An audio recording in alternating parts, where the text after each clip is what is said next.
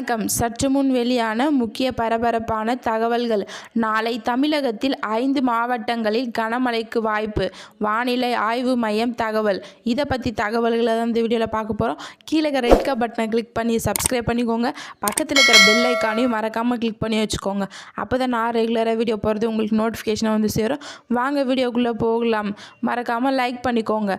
நாளை தமிழகத்தில் 5 மாவட்டங்களில் கனமழைக்கு வாய்ப்புள்ளதாக வானிலை ஆய்வு மையம் தெரிவித்துள்ளது. தமிழகத்தில் 5 மாவட்டங்களில் கனமழைக்கு வாய்ப்புள்ளதாக வானிலை ஆய்வு மையம் தெரிவித்துள்ளது.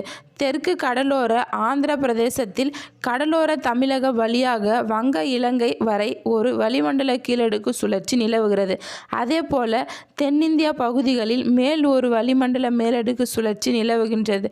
இதன் காரணமாக தமிழகத்தில் இன்று ஒரு சில இடங்களிலும் புதுவை மற்றும் காரைக்கால் பகுதிகளிலும் இடி மின்னுடன் கூடிய லேசான முதல் மிதமான மழை பெய்யக்கூடும். கிருஷ்ணகிரி, தருமபுரி, திருப்பத்தூர், வேலூர், ராணிப்பேட்டை, காஞ்சிபுரம், செங்கல்பட்டு, திருவண்ணாமலை, விழுப்புரம், கள்ளக்குறிச்சி, கடலூர், அரியலூர், மயிலாடுதுறை, திருவள்ளூர், நாகப்பட்டினம் மாவட்டங்களிலும் ஓரிரு இடங்களிலும் புதுவை மற்றும் காரைக்கால் பகுதிகளிலும் இடி மின்னலுடன் கூடிய கனமான மழை பெய்யக்கூடும்.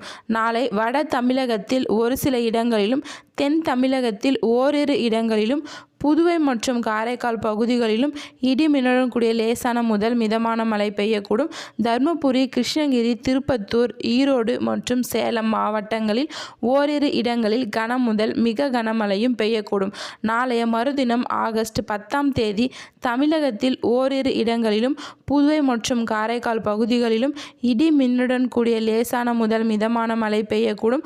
ஆகஸ்ட் 11ஆம் தேதி முதல் ஆகஸ்ட் 14ஆம் தேதி வரை தமிழகத்தில் ஓரிரு இடங்களிலும் புதுவை மற்றும் காரைக்கால் பகுதிகளிலும் லேசான முதல் மிதமான மழை பெய்யக்கூடும்.